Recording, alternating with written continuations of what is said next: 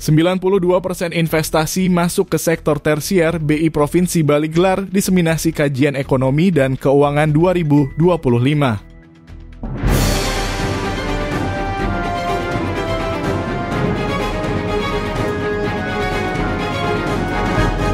Bank Indonesia atau BI Provinsi Bali Selasa 14 Januari 2025 menggelar diseminasi kajian ekonomi dan keuangan daerah Provinsi Bali tahun 2025. Kegiatan ini mengangkat tema penguatan konsumsi dan akselerasi investasi berkualitas untuk mendorong pertumbuhan ekonomi inklusif dan berkelanjutan. Hadir pada acara tersebut Kepala BI Provinsi Bali Erwin Soryadimadja, Deputi Kepala BI Provinsi Bali Dia Utari, Perwakilan dan OJK Bali, Kepala BPK Perwakilan Bali Gusti Ngurah Satria Perwira, Sekda Provinsi Bali yang diwakili Kepala Bapeda Wiyastana Ika Putra, Ketua Komisi I DPRD Bali Agung Bagus Pratiksa Linggih utusan Pemkab dan Pemkot Sebali.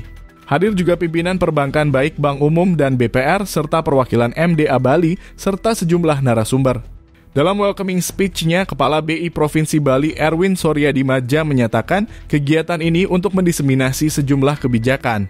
Kegiatan ini juga berisi diskusi mengenai iklim dan daya saing investasi Bali. Pihaknya berharap kegiatan ini bisa menghasilkan usulan-usulan langkah kebijakan ke depan untuk mendorong investasi dan konsumsi.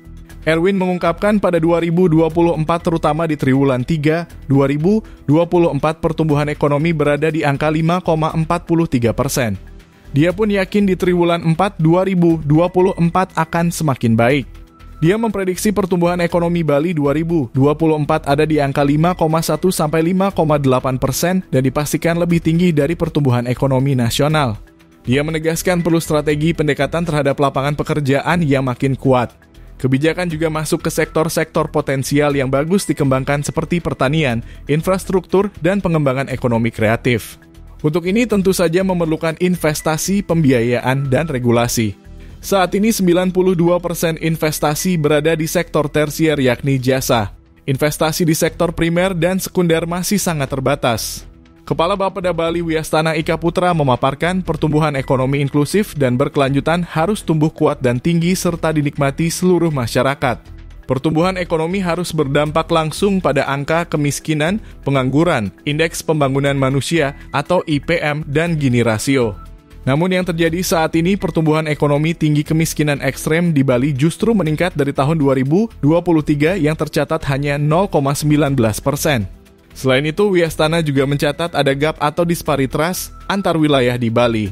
Investasi mayoritas masuk ke Bali Selatan dalam hal ini Denpasar, Badung, Gianyar, dan Tabanan atau Sarbagita.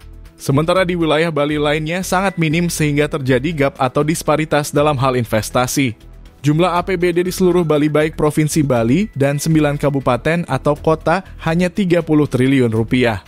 Di antaranya 13 triliun rupiah berasal dari pendapatan asli daerah atau PAD, sementara sisanya sekitar 17 triliun berasal dari dana transfer.